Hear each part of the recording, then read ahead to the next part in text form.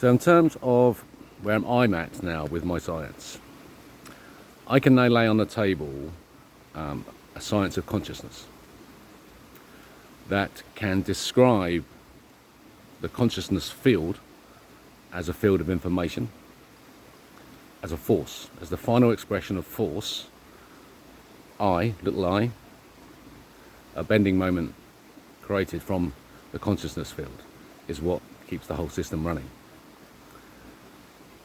It exists inside and on the outside, and it's a model built from real things, just from forces, and it proves that we are experiencing this field, that the experience of life is what it's like to be a mushroom aware that it's in this consciousness field. Because this is what's special about mankind.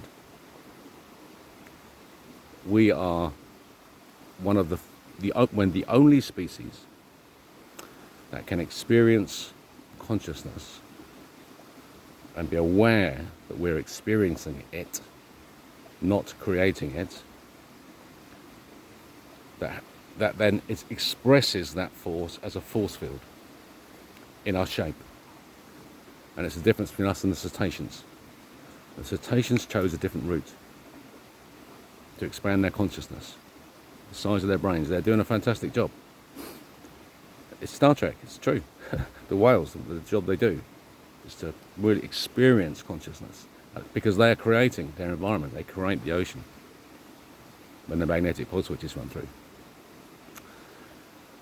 We here on the land,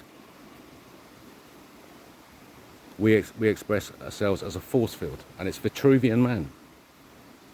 But there's a three-dimensional element to it. And our hands of touch.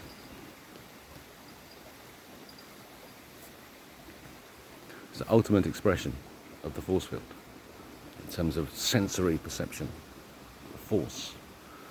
And that sensory perception is then has a quality, and so we experience that quality through smell, hearing, sight, circadian rhythms.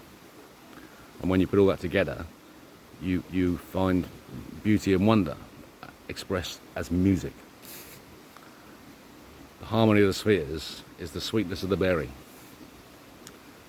It's just infinite layers of a bearing slowing down. And that's gravity, slowing, and it's controllable.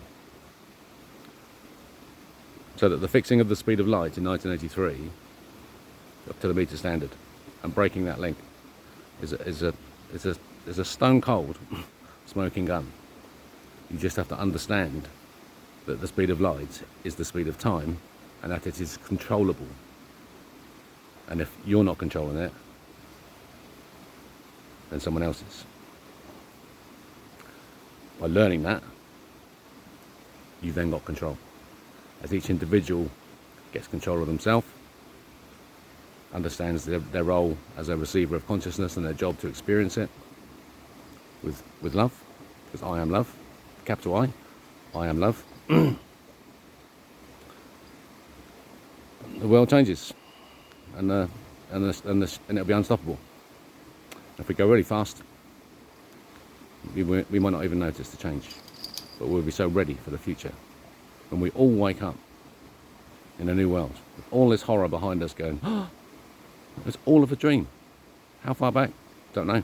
Let's see how far back we go, because that's what's going to happen. We're going to go back in time to where we should be before the corruption began and start from there.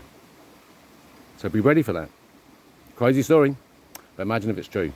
You really are already in a sci-fi film. All you have to do is realize it, write yourself a decent script, and get on board. Welcome to New Earth.